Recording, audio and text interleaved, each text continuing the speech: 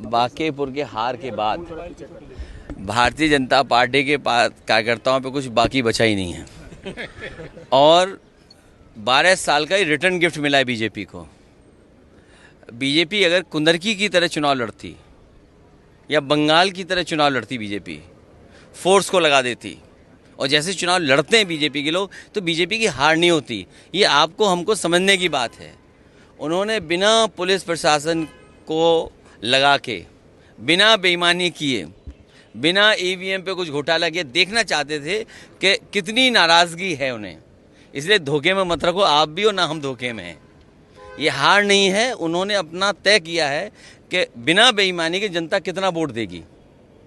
अगर कुंदरकी जैसा चुनाव लड़ते, रामपुर जैसा चुनाव लड़ते, यूपी के बाई इलेक्शन थे उस तरह चुनाव लड़ते, तो क्या बीजेपी हारती? क्या बंगाल में हमने नहीं देखा कैसे चुनाव था? मैं सवाल नहीं देखिए, ये अपने शब्द मुझे मत कहिए। मैं आपसे कह रहा हूँ कि बीजेपी को समझने की ज़रूरत है। बीजेपी ने बिल्कुल फेयर चुनाव कराया इस बार। पुलिस प्रशासन नहीं लगाया। जिस तरीके से उन्होंने कुंदरकी चुनाव में, मीरापुर के चुनाव में, रामपुर के बाई इलेक्शन के चुनाव में या अन्य जो बाई इलेक्शन यूपी के हुए थे, जो बेईमानी की थी वो नहीं की। और जिस तरह बंगाल में उन्होंने फोर्स लगाया था, वो फोर्स नहीं लगाया। क्या आपने फोर्स देखा? वैसे कुंदरकी जैसा फोर्स देखा आपने? तो समझ लो आप। तो वो चेक कर रहे थे कि कितनी जनता में नाराज़गी है। जब आम चुनाव आएगा तो वो अपना फोर्स लगा देंगे। अरे दतिया की तो बतिया ही मत करो, बात ही मत करो आप।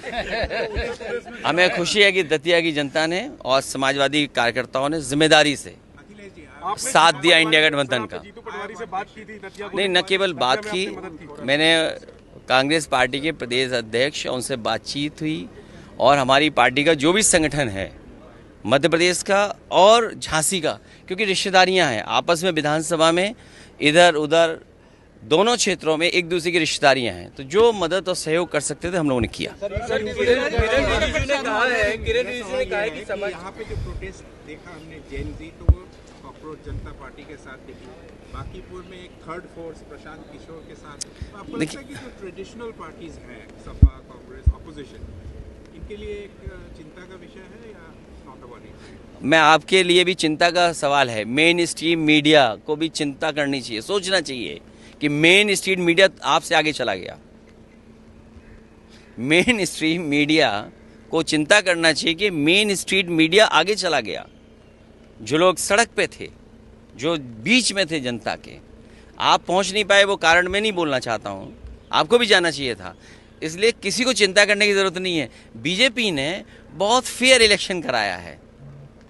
अगर फेयर इलेक्शन जैसे कुंदरकी में हुआ था, बंगाल में हुआ है या अन्य बाई इलेक्शन हुए, वो फुटेज हैं आपके पास, आर्काइव में चीज़ें, अगर वो आप देख लें तो आप खुद समझ जाएंगे कि बीजेपी ने अपने आप को चेक करने के लिए, और फिर सुनना तो ये मैंने है कि मिठाइयाँ जीत की तरफ तो बटी बटी हैं, लेकिन बीजेपी के अंदर भी मिठाई लड्डू बटे हैं। ये क्या कारण है? सदन में रिजिजू साहब ने बोला कि जो लोग राम मंदिर का विरोध करते थे, जिन्होंने गोलियां चलवाई, वो उनका कोई हक नहीं है राम मंदिर पर चर्चा करने की। ये बहुत सामान्य ज्ञान की बात है। इस बात को इसलिए नहीं छेड़ना चाहिए कि आप भी कानून को समझते हैं, आप भी चीज़ों को समझते हैं। एफआईआर किस पे दर्ज हुई? सुप्रीम कोर्ट ने अपने फैसले में क्या कहा? आखिरी में यही कहा कि जिनके ऊपर केस चल रहे हैं उनके केस खत्म नहीं होंगे, वो चलते रहेंगे। तो केस किसके ऊपर हुआ? केस किसके ऊपर हुए? आप सोचिए ना, केस किसके ऊपर हुए? बीजेपी के नेताओं के ऊपर केस हुए कि उन्होंने संविधान के खिलाफ, सुप्रीम कोर्ट के खिलाफ काम किया। अब तो चुनाव का दंगल यूपी में होगा सर। क्या पप्पू अगर दंगल होगा तो दंगल में तो समाजवादी ही लोग जीतेंगे। पप्पू यादव का जो उस दिन जो नाटक था राम मंदिर चंदा चोरी को लेकर के, राम गोपाल जी ने कहा कि वो उचित नहीं था। देखिए चाचा, ऑलरेडी राम गोपाल चाचा क्या कह रहे हैं वो बात नहीं है। आप बीजेपी से क्यों नहीं पूछते हो कि हनुमान जी कहाँ नाच रहे थे? आपका क्यों ये मेन स्ट्रीम मीडिया कहाँ चला जाता है? मुझे याद नहीं है कौन सा चैनल है आपका। लगता है आपने हनुमान जी को नाचते हुए नहीं देखा। बड़ा खराब है, रेटिंग खराब है आपकी। आपके व्यू ज़्यादा नहीं आ रहे हैं। E20 को लेकर क्या कहेंगे? केजरीवाल जी तो सड़क पर उतर आए, लेकिन देखिए, आप लोग E20 में इतना ही कहना चाहता हूँ, मैं सभी ऑटोमोबाइल कंपनियों से निवेदन करना चाहता हूँ, आप गाड़ियाँ बेचने के लिए इतने बड़े बड़े ऐड देते हैं, इतना कुछ माइलेज के बारे में बताते हैं। E20 पेट्रोल जिन जिन गाड़ियों में पड़ रहा है, सभी ऑटोमोबाइल कंपनियाँ ऐड दें कि इससे माइलेज बढ़ गया है, मेंटेनेंस फ्री हो गई हैं और इससे कीमत भी कम हो गई है, चलने में भी आराम है। तो ये ऑटोमोबाइल कंपनियां ऐड क्यों नहीं दे रही हैं? और अगर ऑटोमोबाइल कंपनियां ऐड नहीं दे रही हैं, इसका मतलब ये है कि सरकार के साथ साथ मुनाफा वो भी कमा रहे हैं, कहीं ना कहीं स्पेयर पार्ट में मुनाफा कमा रहे हैं, या किसी और तरीके से ऑटोमोबाइल कंपनी भी अंदर ही अंदर हाथ मिलाए हुए हैं। जैसे अभी हम लोगों ने दान पात्र देखा, तो दान पात्र में ताला तो ऊपर है, लेकिन दान पात्र के नीचे सुरंग है।